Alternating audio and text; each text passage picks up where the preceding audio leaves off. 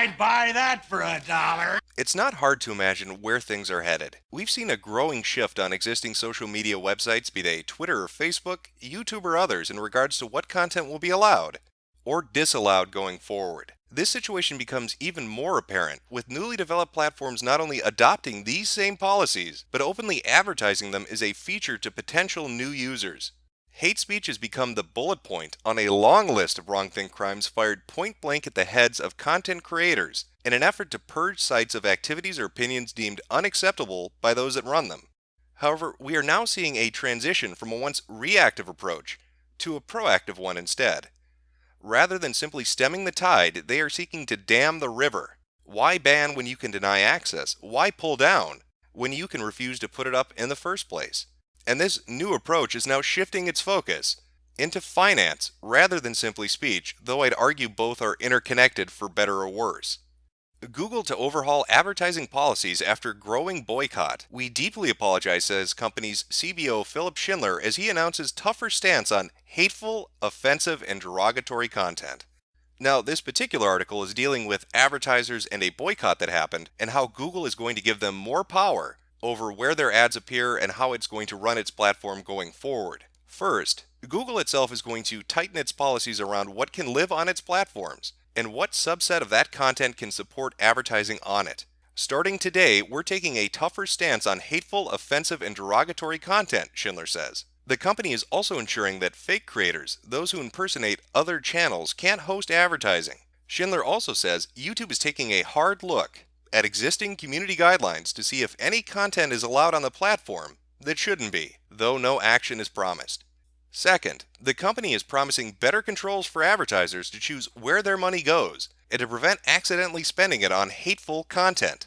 The default options for advertisers will be tightened to exclude potentially objectionable content from the off. Advertisers themselves will be given account-level tools to exclude specific sites and channels from all of their campaigns at once, as well as more fine-tuned controls for when advertisers need specific say over where their ads appear. Third, Schindler writes that advertisers and agencies will be offered more transparency and visibility on where their ads are running. That should help advertisers avoid awkward situations like those that prompted the boycott in the first place, where advertisers only discovered their ads were showing up on extremist content after a Times report. The Google executives also promised to hire significant numbers of people, as well as bring in new AI-powered tools. Harmful opinions is God. Harmful opinions is God. Harmful opinions is God. Harmful opinions is God.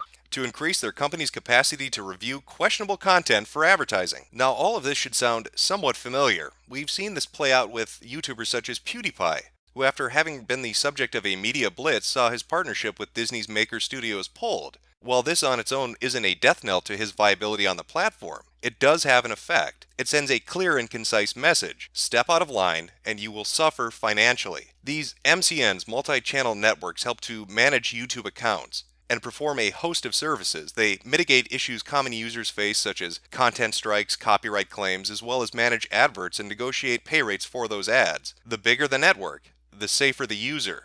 This has a direct relation to revenue generation as well. Issues with MCNs have been long-standing, but it now seems as if Google itself is going to play a more direct role by instituting a yay or nay policy when it comes to if you can make money going forward. It starts with the promise of allowing advertisers more control, but ultimately it will end with users losing complete autonomy. And it isn't too hard to imagine a scenario where in a few years, blacklists exist of users who can't make money off ads on any website through which Google hosts advertising. If you can't outright ban them, bleed them to death will be the new mantra. But all this does raise a rather interesting issue. Is a Bigots Dollar worth less? The crux of the argument coming from companies like Google and others is that they view certain content as hate speech and thus believe it should be disallowed on their platform. It would then follow suit that those consuming that content must be advocates for such hate speech and a bigot in and of themselves for having agreed to view it in the first place. If that's the case, then what value is their view when it comes to advertisers? Is there some magic metric used in economics which weighs the value of the pure against the tainted when it comes to disposable income? If you had a modest channel that generated 2 million views per month on the content you produced, is that of less value to an advertiser than a smaller channel which only generates 200,000 views per month simply based on your political or social viewpoints? Does that not seem counterintuitive?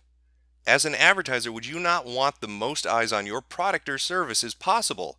I have yet to encounter a television ad that asked me who I voted for, or a magazine ad that asked me my opinion on abortion before having been allowed to view it. So why then is the internet taking such a radically different approach? You could argue that this is a vocal minority forcing policy changes, or that the centralization of so many tech companies in such a specific geographic region plays some kind of role in their shared group vision. But regardless of what is causing it, I have no doubt it's going to become a larger issue going forward. I would argue that this is actually hurtful towards advertisers, that the more control they have, the more responsibility that comes with it. Now, that might not sound like a bad thing, but let me give you an example. Let's say I run Jimco. We're the best goddamn widget company which exists. Now, I put in a order with Google. I want to put my advertisements up on certain types of videos, widget-related videos. Now, let's say there are 100 different videos, and my ads get put on all of those. And the combined total for all those videos is 5 million views. Now, I don't have much say on which of those videos my advertisements go up on. Just a basic notion of I want it to be widget-related. I don't know about the politics of the creator. I don't know about their social viewpoints. It doesn't matter to me. I'm in the business of selling widgets. That's all I care about. But now here comes a complaint. Somebody says, hey, wait a minute. Account number 98 said something I don't like. How dare you advertise on account number 98? Not my problem. I don't really have control over it going up on account 98. I'm sorry you're offended, but there's not a lot I can do about it. That would be the old system. Under the new system, however, when they come in and they say account number 98 is a problem, well, they know I have more control now. Okay, I'll pull that advertisement off that video. Well, that just cost me 100,000 views for that one complaint. Now, maybe that particular video had extremist views. Maybe that was a widget-related video about forcing eugenics on people. I don't know. Maybe it was some crazy extremist thing. And so you can hand wave it away and you can say, okay, I'm at least justified in doing that. But as we've seen, offense is a perpetual thing. It just keeps growing and growing and growing. Sure, they label the most outrageous and outlandish things as hate speech right now, but as time goes on, that definition is going to get more wishy-washy. Soon it's not going to just be video number 98. It's going to be 14 and 11 and 22 and 34. And as I'm pulling all of these down, I'm losing views. My ability to advertise my product or service is diminishing, and the responsibility I have to take in addressing every single complaint that somebody has over what they find offensive becomes a detriment to my ability to make money and generate revenue. So what's the solution then? A blind pool approach? Do we create a secondary system that has ads assigned based on tiers of popularity in a random manner to mitigate the claim that so-and-so company supported such and such speech? Would that even be a feasible approach?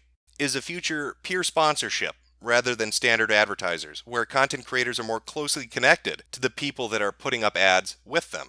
I honestly can't say, but it is clear that this will need to be addressed. These changes are coming whether we like them or not, and they'll be all-encompassing. Your blog, your videos, your website will be strangled via the justification that your viewpoints are toxic and thus can't be supported. We've seen a lot of talk over the last few years about alternatives for where you can go to be able to speak your mind, but it might be time to start talking about where the hell you can go to get paid.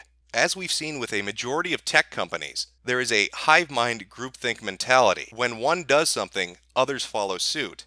As Google shifts in this policy change, you can expect others to follow along with them. And so while you might have alternatives you can go to right now for your advertising needs for whatever your website or your business may be assured that that alternative may well change their mind and may well follow down the exact same path that Google is right now.